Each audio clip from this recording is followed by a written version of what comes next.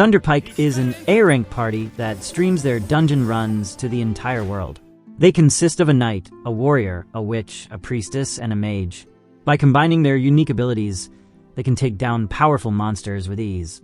Their popularity stems from their strong adventurers and exceptional teamwork, which sets them apart from any other party. However, not everything was well within their ranks.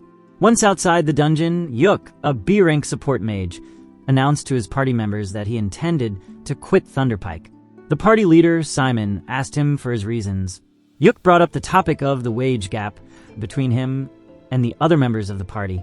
Everyone dismissed his concerns, telling him to stop being so whiny because they believed they paid him fairly for his contributions. They argued that he didn't even join the fight and merely stayed in the rear, burning through their items and scrolls.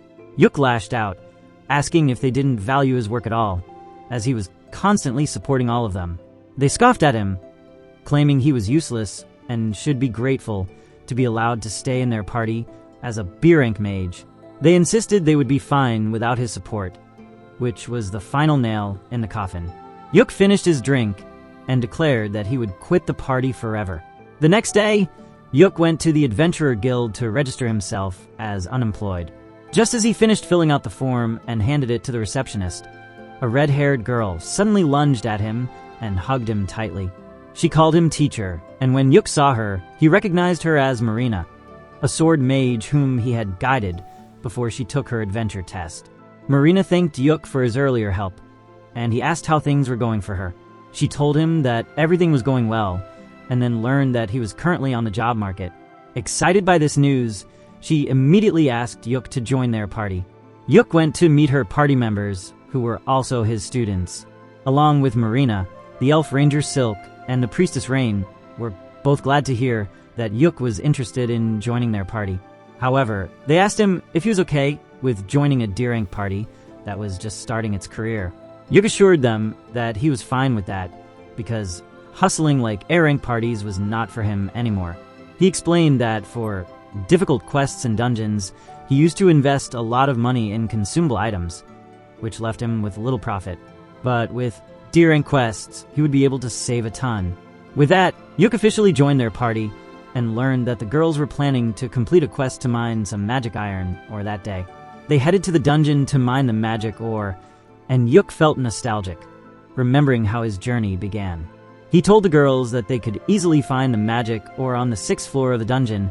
Yuk suggested they could try looking for the ore on the 4th floor first, and they entered the dungeon. Marina had brought her grandpa's walking stick to search for traps, but it was slowing down their pace. So, Yuk decided to take the lead. He showed the girls a magic lantern that could easily detect any low-level traps, allowing them to explore the dungeon quickly. As they moved through the dungeon, Yuk began recalling how this was the first dungeon he visited with his former party, Thunderpike, 5 years ago, where their warrior was seriously wounded by traps. Suddenly, he sensed a monster and told the girls to get ready to fight. They reached a room where wolf monkeys were waiting for them. Silk quickly shot down one of them, and then Marina rushed ahead to deal with the other two. Yuk cast physical enchantment magic on her to greatly improve her abilities, and then ensnared the monsters to stop them. Marina easily cut through the two monsters, and was shocked to realize how easy it was with Yuk's magic. He informed her that he had cast 3 types of enchantment spells on her at once, and everyone was impressed, as doing 3 spells simultaneously required a lot of skill. Soon, they reached the entrance of the 2nd floor. After checking their equipment and stamina, they headed downstairs. Suddenly, a group of zombie miners attacked them, and it was Rain's turn to deal with them. Silk and Marina tried to fight against the zombies to finish her incantation, while Yuk cast a protective spell on everyone so that the zombies couldn't come close. This gave Rain enough time to complete her spell, and she blew away all the zombies with her holy magic. Everyone started praising her, and Yuk remarked that using holy magic on such a scale costs a lot of mana. He then used a skill called Refresh Mana on Rain to recharge her mana reserves, and she was astonished to learn that Yuk could use it. She told her friends that it was a rare spell that only red mages like Yuk could use, and with just a spell, one could instantly be admitted to an A-rank party. They were all amazed, and Yuk tried to act down to earth, by saying that he was nothing special. As they walked ahead, he kept pouring holy water on the ground to prevent the zombies from attacking them after being revived. Silk worried that it would be expensive and that they didn't have the budget for it, but Yuk reassured her, saying he brewed it himself. This shocked Rain, because Yuk was not even a priest, but he explained that he could use the purified ashes of the zombies to make holy water using alchemy. Soon, they reached the 4th floor, and Yuk said that they could find a magic ore on this floor. Before going any deeper, Yuk wanted everyone to rebuild their stamina by eating something. For that, he pulled out a whole stove from his magic bag, which made the girls excited. Yuk told them that if they worked hard, they could afford their own magic bag someday. He began cooking eggs and bacon for them, and then pulled out a magic pot that magically created seafood soup. Rain, the housewife in the group, was more excited than the soup itself upon seeing a pot that cooked food on its own. Yuk explained that he found it in a high-level dungeon and that it cost a lot to repair. After that, they started eating, and Silk noticed that the food had extra mana. Yuk told her that cooking is basically alchemy, and he put extra effort into empowering them for mining the ore later. Soon, they encountered a giant rock lizard with mineral ores on its back. Yuk slowed it down with his magic, and then Marina used her ultimate attack to kill it. She was really exhausted from using her ultimate just once, but Yuk replenished her mana and encouraged her to keep practicing the skill. After that, they began mining the ore from the defeated monster's back, but they needed more. Yuk suggested they go to the 5th floor and defeat the boss to get what they wanted. The girls were afraid because the boss was a tough monster, but Yuk assured them that he would use his full power to help them. Once they reached the boss room on the 5th floor, Yuk told the girls that he would fight alone to demonstrate his skills. He then took out a floating camera artifact to record the gameplay of the boss fight. Marina suggested they should live stream it because it would be fun. Yuk decided to go for it, but then asked the girls for the name of their party to announce during the broadcast. Nervously, the girls admitted they hadn't thought of a name yet, but then Marina came up with Clover on the spot. She explained that the 3 girls were the ordinary leaves of the clover, and Yuk was the 4th, the lucky leaf. Everyone liked the name, and then Yuk asked the girls if they wanted to feature in the first live stream of their party. They were fine just watching him, so Yuk took the chance to activate the live streaming mode on the camera.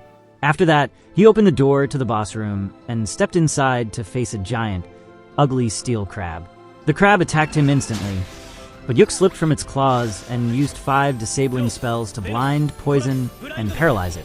The crab tried to attack indiscriminately, but Yuk simply used gravity magic to crush it instantly. He ended the live stream with that, and Marina immediately hugged him, almost breaking his bones in the process. Yuk then put the crab in his magic bag, and they opened a treasure chest that dropped after defeating the boss to find a ton of treasure and magic ore. Afterward, Yuk and his party headed back to the city in a carriage. He acted polite and asked the girls how they would rate their new party member on a scale of 1 to 10. All the girls were really impressed by his overall skills in the dungeon, but Yuk thought they might feel uncomfortable seeing someone older than them suddenly become a party member. The girls reassured him that it was not like that at all. Suddenly, Silk had a brilliant idea. She suggested that Yuk should become the party leader because he was the most experienced and powerful among them. Yuk was flustered because he didn't think it was right for a newcomer to become the leader. But the other girls agreed, saying that their party was officially formed when they decided to name it Clover, making Yuk a founding member. As the girls kept pressuring him, Yuk finally folded and agreed to become the party leader so that he could keep everyone safe. Meanwhile, his former party, Thunderpike, was having a hard time in the dungeon. They had recruited an archer to fill Yuk's place, but he couldn't support them like Yuk used to. They struggled against a pack of monster wolves, and even the newcomer threw shade at them, asking why they had come to such a high-level dungeon if they were so weak. Suddenly, the witch got bitten by a wolf, and although the party leader managed to free her, the priestess didn't have enough mana to heal her. The party decided to retreat immediately, and as the witch lay bleeding, the priestess was still waiting for her mana to recharge. They didn't have mana potions or even healing potions because that used to be Yuk's responsibility, and none of them thought to pick some up after he left. The new guy had a healing potion, but he didn't give it easily expecting an A rank party to have better management. Meanwhile, Yuk and his party were celebrating their first mission success as they drank. Yuk told them that the reward from the quest was nothing special, but he made a lot of money from selling the corpse of the steel crab. He asked the girls about the division of money among them, and Silk explained that they put everything in the party fund and used an allowance system for buying necessary things.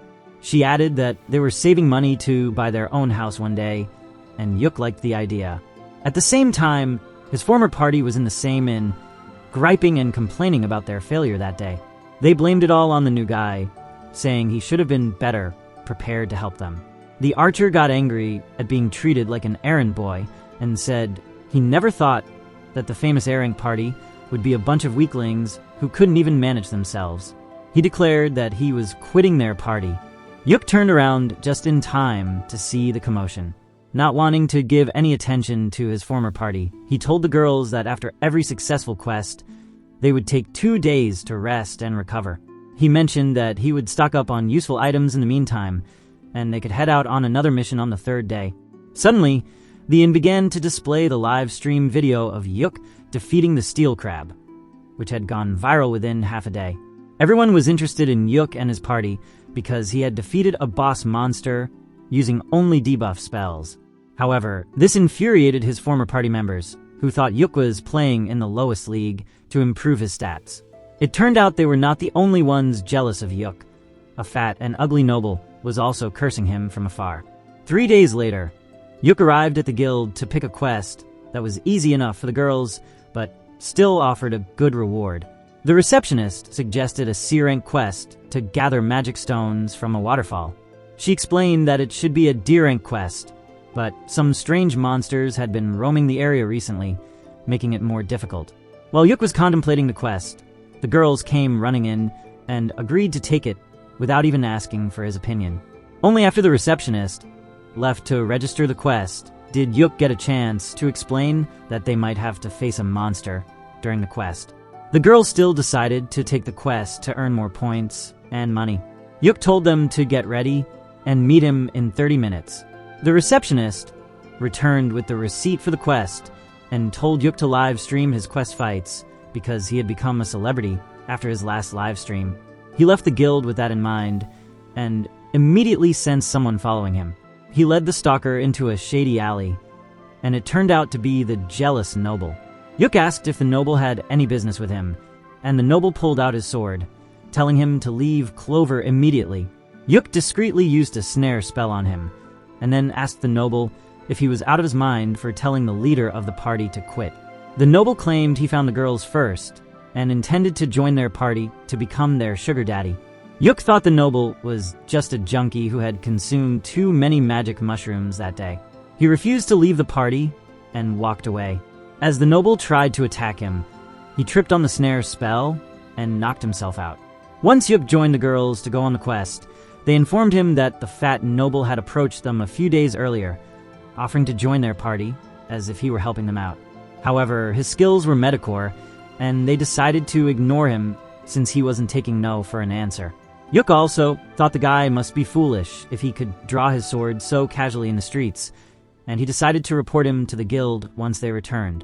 After that, Yuk brought up the topic of their quest, explaining that while it was simple, they might have to deal with some wild beast-type monsters. The girls told him they had been to the area about 2 months ago, but hadn't encountered any monsters back then, and there were no ordinary animals around either. The second part worried Yuk, and he explained that the only reason all animals would run away from the forest was because of a strong monster. He told the girls that the monster had been present in the forest at that time too, but they had been lucky enough not to encounter it. He said that as soon as they reached the forest, he would start recording everything, and if they ran into the monster, he would live stream it. It would be best if they won, but if they lost and had to run away, he wanted the video to be live so the guild could see them and send help in time. Soon, they reached the forest, and Yuk started recording as they walked inside. He positioned himself at the back of the group because wild beasts often attacked from behind. He reassured the girls not to worry about him because he was wearing special warlock armor that provided very high defense stats. They soon arrived at the waterfall, but then Yuk sensed something and immediately turned on the live stream mode. Just 1 second later, the monster terrorizing the forest emerged, and to Yuk's horror, it was a high-ranking monster called the Zarag, typically found in the deepest levels of high-ranking dungeons. Everyone panicked upon hearing that, and Yuk stepped in front of the girls. He told them they needed to escape immediately because they would die if they fought against the Zarag. He decided to stay back and hold it off until the girls reached safety and the guild could send backup. Suddenly, Marina drew her sword, telling Yuk that she wasn't leaving him behind. Silk and Rain also agreed with her, and they began using their abilities to slow down the monster so they could kill it. Yuk had no choice but to let them join the action. He first enchanted their physical abilities, and Marina rushed ahead to confront the monster while Rain began chanting her spell. However, she was slapped away by the Zarag. Yuk tried to stun the monster with lightning magic and then cast multiple debuffs on it, but despite his efforts, it didn't seem to slow down. Realizing that it was a special monster, he asked Marina to buy him some time so he could use a very powerful spell. Marina began fighting against the monster, and then Silk called upon the forest dryads for help, binding the monster with vines. As the two girls did their best to stall the creature, Yuk finished chanting his Tier 5 spell, Prismatic Arrow. He warned Marina to get back before he unleashed it on the monster with devastating power.